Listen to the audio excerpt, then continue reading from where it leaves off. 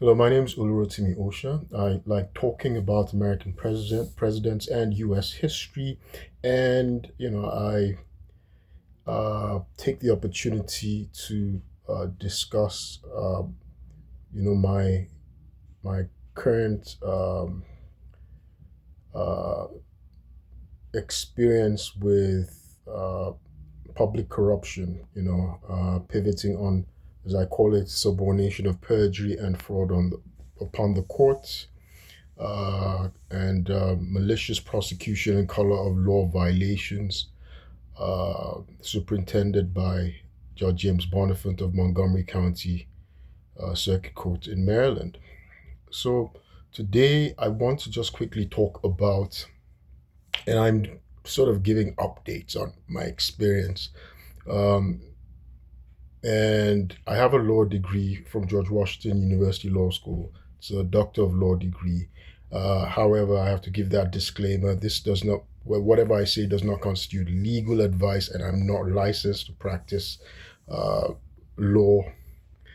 Um, and again, by the way, Juris Doctor means that's Doctor of Law. It means teacher of the law. It's Latin. It means teacher of the law, or teacher of legal skills, legal studies, legal skills, legal knowledge. Yeah.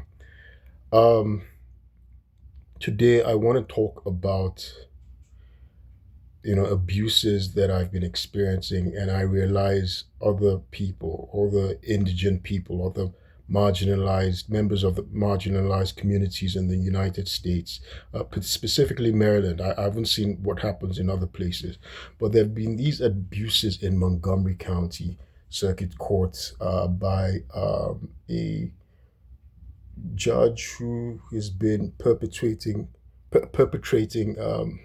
misconduct, right? Because I could study the law and I see what's going on.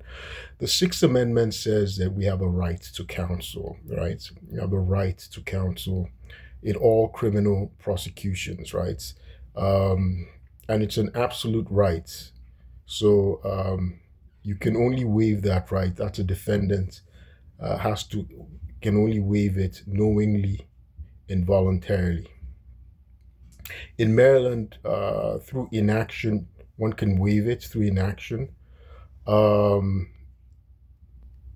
but there's several steps to make sure that it is not inadvertent and it doesn't uh, cause unfairness to the defendant. Because America, our principles, the principles of our nation, our democracy, is based on our liberties, right, and equity, fairness, our freedom and justice.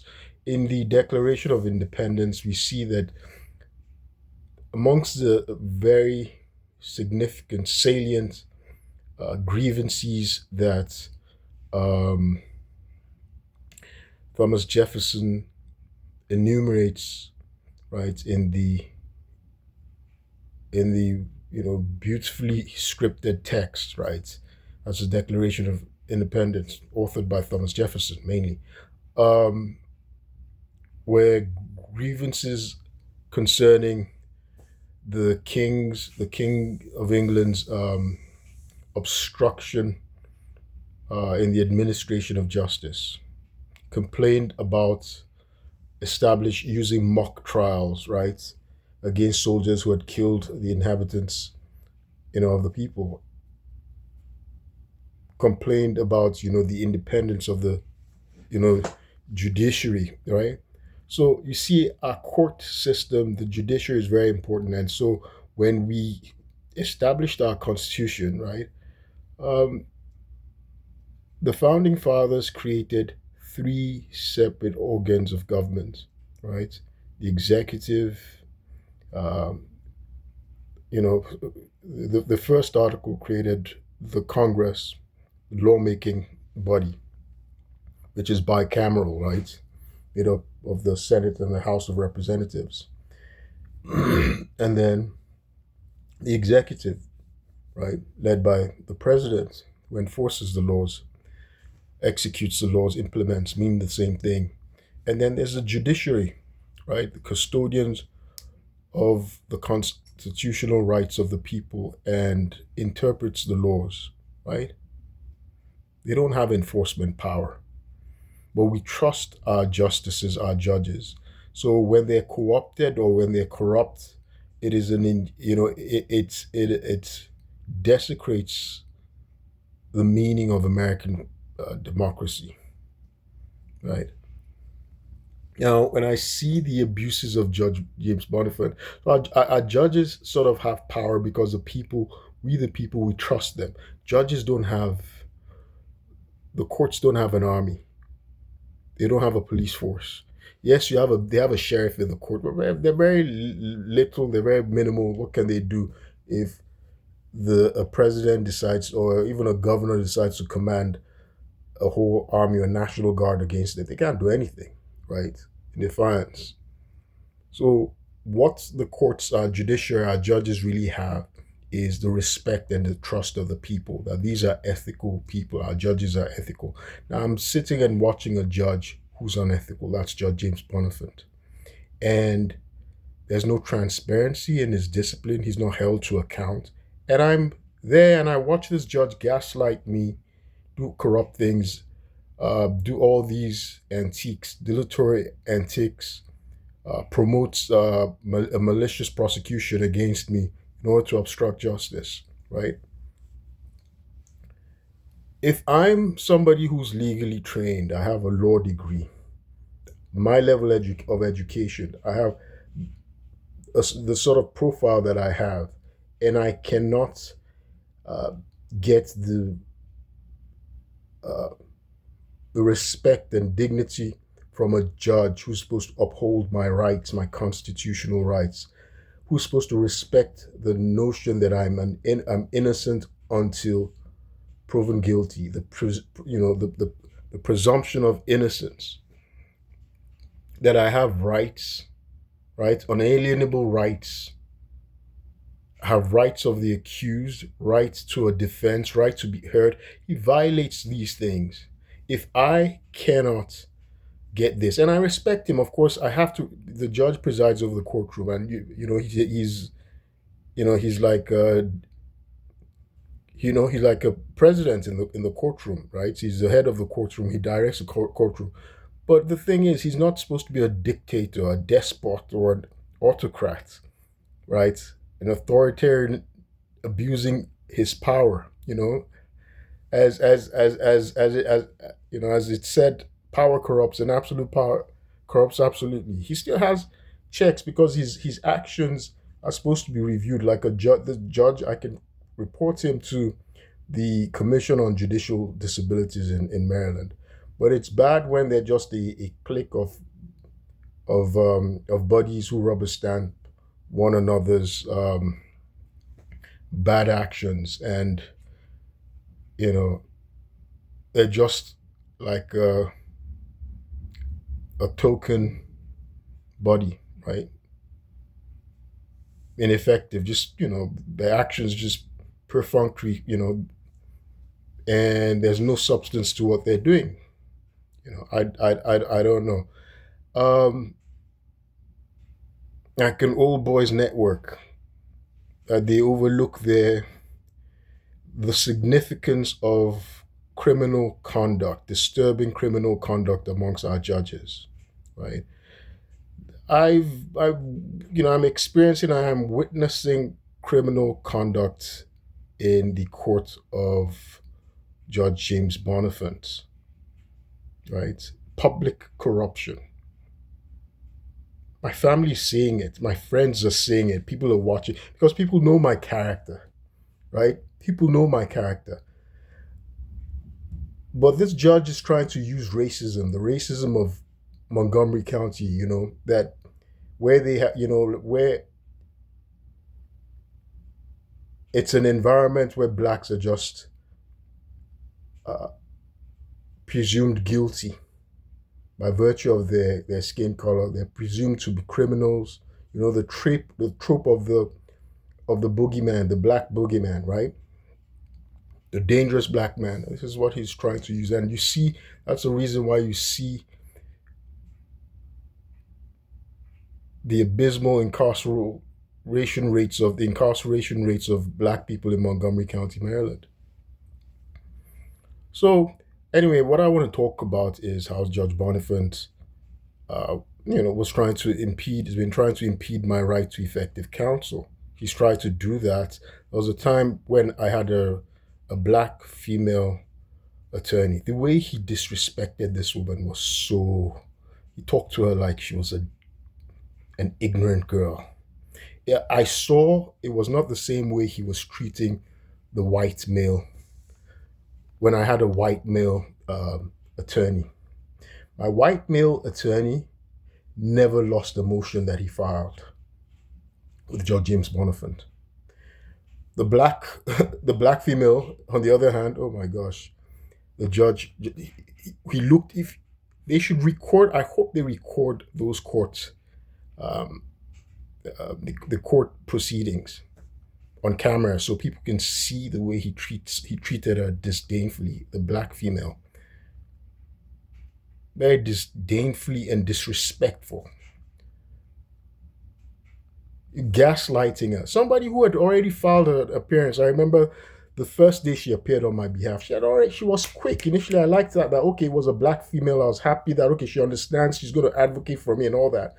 But when the judge does not treat the attorney with respect, oh my God,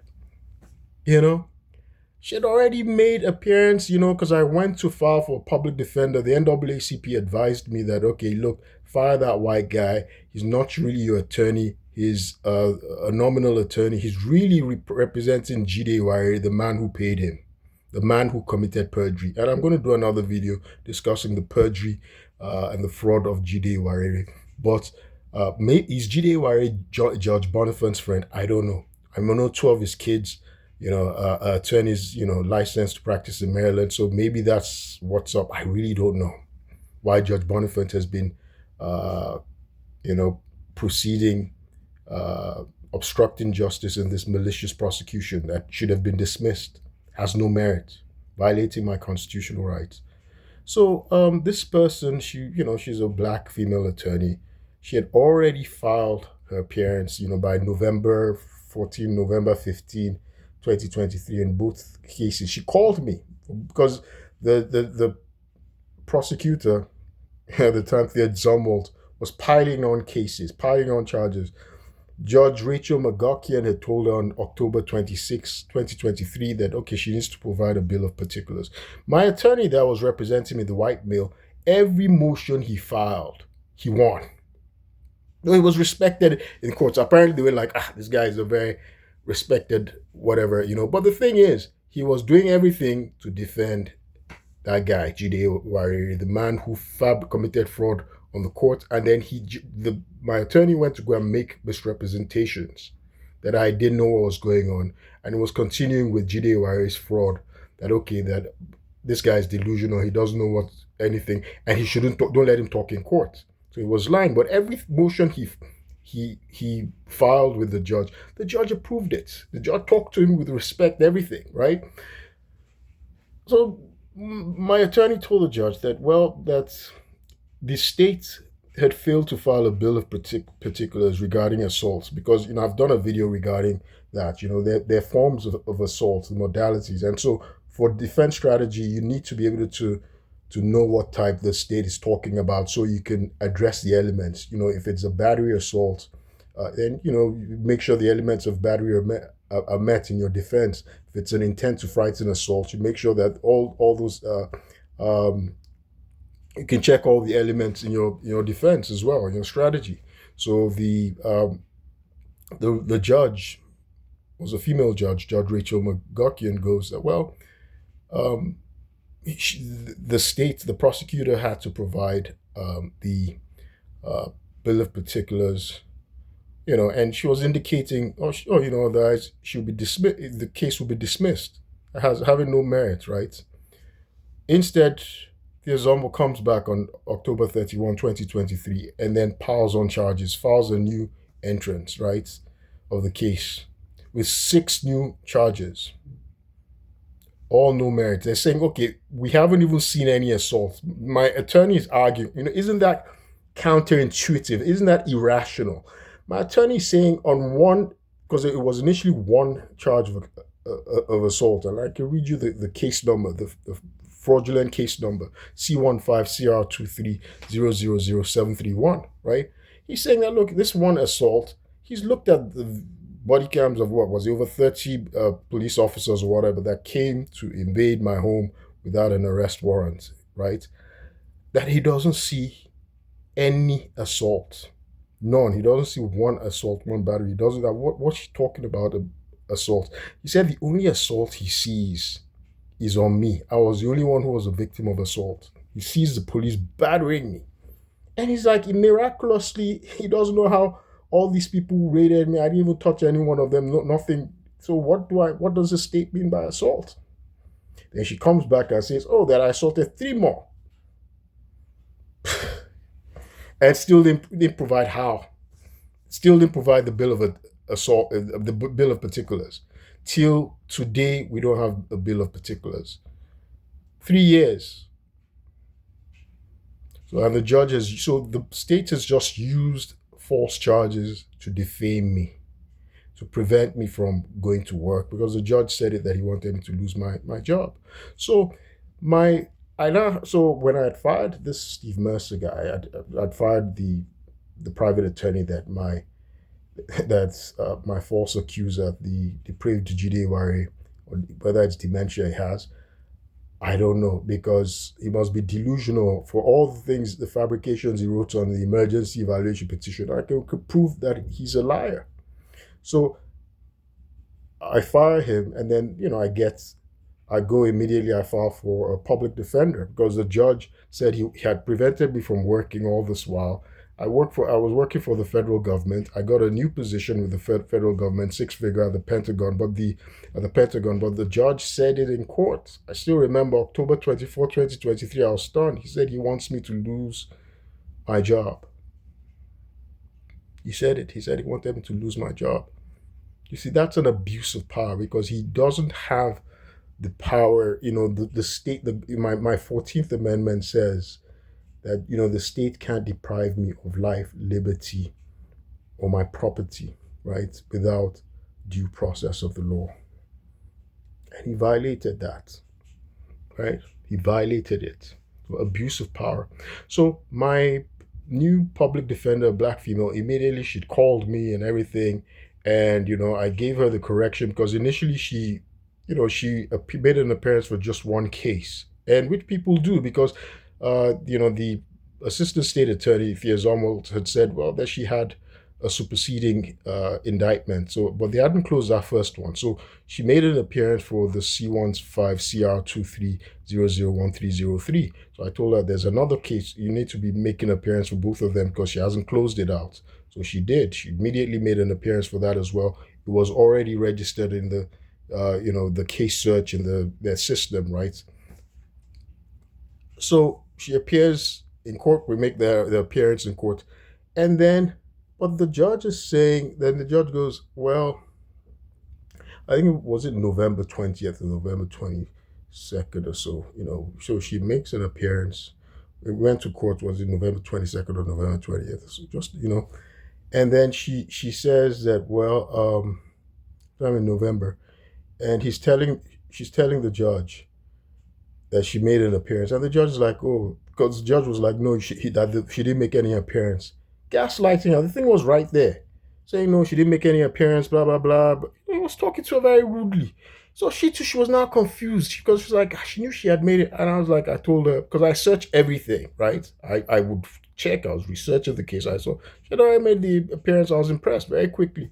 So she saw it, so she was confused. You had to get out her computer site checking, and you have to be respectful to the judge. So she wasn't going to, be dismissive or argue with the judge. She just tried to look and everything. And the judge was talking to her so dismissively, so curtly, so rudely.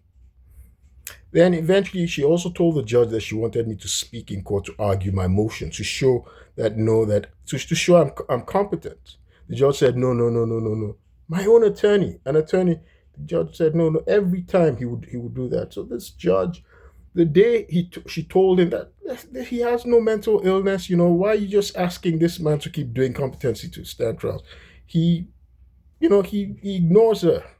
So he prevents the effectiveness of counsel, right? He interferes with counsel by his um, by his decisions. He stops counsel from representing me and doing what they want to do effectively. And this is what sort of was happening. That on by the 2nd of February, I noticed, because his focus has been to protect the misconduct of the police. He shows a bias towards the police against me. Saying police officers who broke the law, who raided me without uh, an arrest warrant or search warrant, who came on a swatting. In fact, there was the police that engineered the swatting. They engineered it they fabricated reports from May 14, 2023, engineered, fabricated it, the swatting, right, that brought them to my home. False allegations. They were the ones who created the disinformation, orchestrated it, and then assaulted me, and then they ended up committing a armed robbery under color of law, right? He was protecting this. So his job, he kept trying to coerce me to take a plea bargain, wrongful plea bargain. So all he's been trying to do is prevent uh, the prosecution of the police, because once the case is off, yes, there's a civil suit against them, and they're supposed to be prosecuted for, uh, violations on the color of law, right?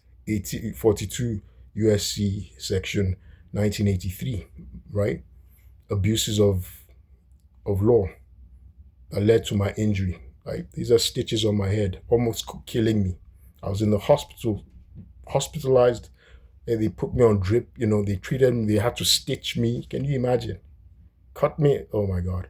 So this is what he's been preventing. He's been abusing his office, and so eventually, there was this same. I had this public defender. They've been coming. They've been going. All they've been trying to do is coerce me to accept a plea bargain to prevent eventual prosecution. Now, this last one was now asking me, trying to coerce me from the States, that I should go back to Nigeria and never come back. I'm an American citizen, for them to drop the charges. Can you imagine? Charges that I've said they're free. So denying me my rights, because I have a right to defend myself. That's my Sixth Amendment rights. I have a right to due process of law. That violates my due process. And this is what they've been doing. They did two ex parte orders. Somebody filed a peace order. The person who had assaulted me went to go and file a peace order while I was in the hospital. The hospital prevented me from going to appear. And then the judge, by default, granted an ex parte order that defamed me. That was based on a lie, something based on perjury. A Germa Shumi, the neighbor who assaulted me, now went to go and lie and got an ex parte order. And this was what the police was using. One of the fabrications that they used initially was engineered, orchestrated by the police. This police misconduct. Jide, the emergency violation petition that they used, was an ex parte order. He lied that he was my uncle when he's not. He needs to now address my family, because my family is still, this man's not my uncle. There's no consanguinity between us. Nobody authorized him to do this. I love my family. Jide has never paid a dime for me, not my education. He didn't bring to me to America, nothing. How is he my family? How is he my family? Even the anyway. So these are ex parte orders that are illegal, that are not supposed to be used. They violate the 14th Amendment due process of law, right? Ex parte orders, or even Fifth Amendment. Again, Fifth Amendment applies to, when to the federal government. If the federal government is the actor that's interfering with your rights, and then 14th Amendment applies to the state. If it's a state, if it's a state government, or that's infringing on your rights. So these ex parte orders actually violate um, due process, right? Because you have a right to defend yourself. You have a right to be heard in court. If somebody accuses you of something, you have a right to have a judge to hear you out in court for you to defend yourself. Remember, it's part of natural justice. That's Audi um, alterum partem. Right to be heard, right? all of that being violated, and you have a right to have uh, a judge that's not biased, right? Right. That's Nemo in Latin. You know, I love the fact that I was learning Latin. Nemo, that's Nemo Judex uh, in Counsel Sua, right? So it's um, it's unfortunate that we're having these interferences. So I went to read on my right to counsel. I read again. He asked me to. He tried to gaslight and make specious arguments that if I fired a public defender that's sabotaging, that's proving to be ineffective and sabotaging my case, which is 7 days away, trying to suppress evidence and protect, the police, cover up police misconduct, suppress evidence, and undermining my case, right? Then that means he claimed it was like me, in effect, waiving my right. No, I have a right to effective counsel. So I fire that public defender. I should be able to get another one. Now, if the public office of public defender now denies me a public defense, right, a public defender, if they deny me an attorney, then the court has uh, an inherent authority to appoint counsel, right? The right to counsel is an absolute right that the state can't take away, and you can only give up that right knowingly and voluntarily. Now, Judge Bonifant apparently, I can imagine what he's done to students, I mean, to defendants who are indigent and, have poor education. In fact, this has happened before. There are judges who've done it, and for the most part, our courts try and do the right thing. They try to be fair and defend the fairness and equity to defendants, to American citizens, to people, right? To maintain the integrity of the courts. So there's a case that I found. It's called State versus Walker. It's a 2011 case. It was actually state of Maryland, and this woman was indigent. She was a black woman, Constance Walker, and um, she didn't have time. She was indigent, and she was charged with second-degree assault. She didn't have counsel, but the judge just goes through this procedure. They go through this procedure. The court goes through this procedure, asking her questions and basically overwhelming her and misrepresenting, her comments as her waiving her rights. Right? They just have this perfunctory process of informing them of their rights, and they think that that's it. Now, State versus Walker. So this woman ends up getting convicted. So she ends up being forced to go pro se, which is what Judge Bonifant was trying to force me to do. That okay, I have to go pro se, and I said, I'm legally trained, right? I have a law degree, but I know from law school that, as my professors used to say, that the foolish lawyer is the one who represents himself in court. And as Abraham Lincoln, a lawyer himself, famously said that a lawyer who represents himself as a fool for a client, right? So, and I insisted. I told him on that February 2026, just a few days ago. I kept insisting that no, I'm not going pro se. I'm not going to go pro se. I have no intent of going pro se. And he's like, and I want to get somebody from the public defender's office. Because I'm indigent. He's made me indigent. He took my job from me, right? And he's made me indigent. In fact, one of the I'll do that in the subsequent video. Let me finish what I wanted to say. There was a thought that I wanted to, an incident that I wanted to narrate, but let me not digress. I said, I intend to have counsel. So he referred me to a case called Dykes versus State, saying, well, if I if I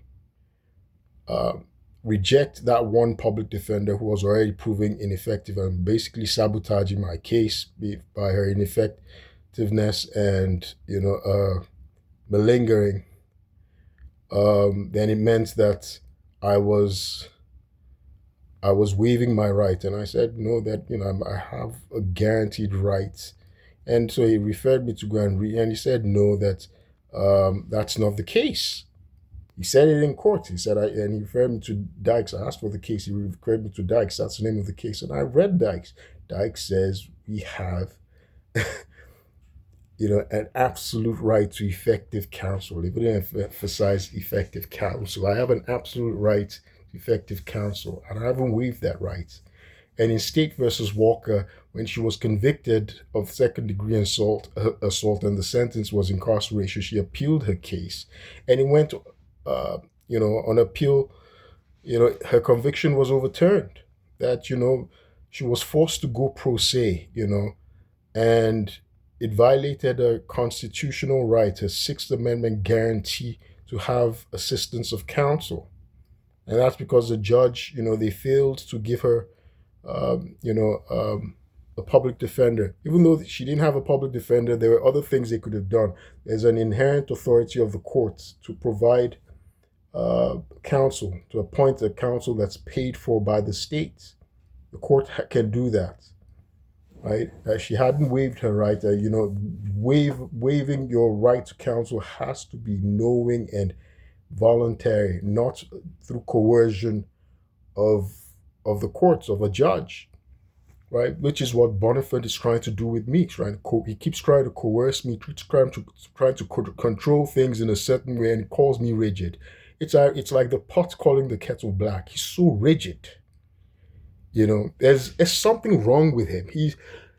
I don't know if he has a mental illness, because when he initially was trying to convince me that I had a mental illness over 2 years ago, and I told him no, I don't. He didn't let me talk then, but I insisted. I'd tell my attorney, no, I don't. Now medical doctors have told him I don't have a mental illness. He was like, oh, that well, he's had 40 years of experience with mental illness. So I don't know if he was referring to himself.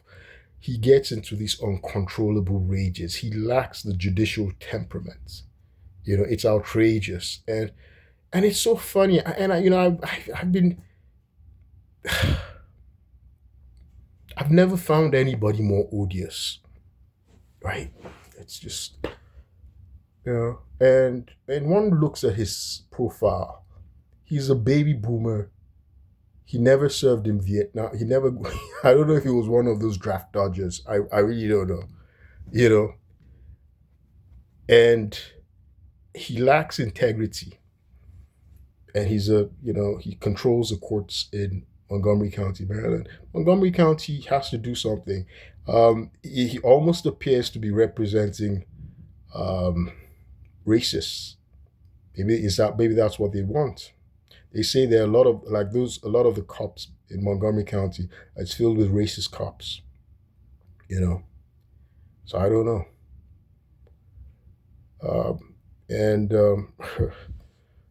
Remember, the KKK is viewed as a terrorist group.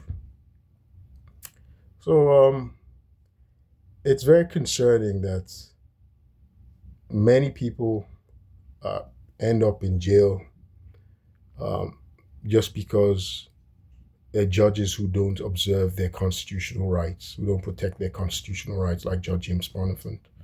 In fact, I saw somebody who showed me when in the hospital I was sent to, a Spanish guy, a young guy, and I couldn't see anything wrong with him. This guy was showing me all his documents. It was Judge Bonifant that had wrongfully committed him for years, over 8 years. This guy, he told me he had been a student at the University of Maryland, College Park. He gave me his story, and I was learning. I was so stunned. I felt so sorry for the guy. And he was using these competency evaluations. This guy, he would tell me everything about competency evaluation, and that he's never passed it, and that it's the judge who's been sabotaging him. That's the same judge, Judge James Bonifant. He spent over 10 years. He told me how he got incarcerated, that he's never had a trial, that he wanted a trial, that he was accused of, of trespassing at a mall. And it was like he wasn't. And that they tried to coerce him to take a uh, plea bargain, and he said he wouldn't. He locked this guy up in a psychiatric hospital for years. Always said he's failed like how many, maybe like 20, or he's so many uh, competency evaluations. They always find him incompetent. That the same judge. And I got interested in his case. I started investigating, tried to start. I did a research. I wrote his name down, and you see many people. And the public defender's office is co-opted by the state attorney's office and some corrupt judges, and they coerce them to take wrongful plea bargains. So they sabotage the the case of the defendants, indigent defendants, especially from marginalized communities. So for new immigrants coming in, you've got to be very careful, and it's a shame that because um, a corrupt judicial system is not part of what America is built up on. It shouldn't be, you know. Remember in our grievances, like Thomas Jefferson, our founding fathers put it, that one of the main grievances was against, one of the main grievances against the king was in his obstruction of the administration of justice. When judges, engage in judicial misconduct and public corruption and control the legal system, the legal process for their personal benefit or to suit a corrupt state's police misconduct. I don't know why judges would be engaging in protecting police misconduct. It doesn't help our country, right? Because we have a great image to protect. You know, America is supposed to be that city, a shining city on a hill. Any event, I'll do another video. Let me keep this short. Well, it's already long. My name is Olurotimi Osha. I'll keep you posted. Thank you.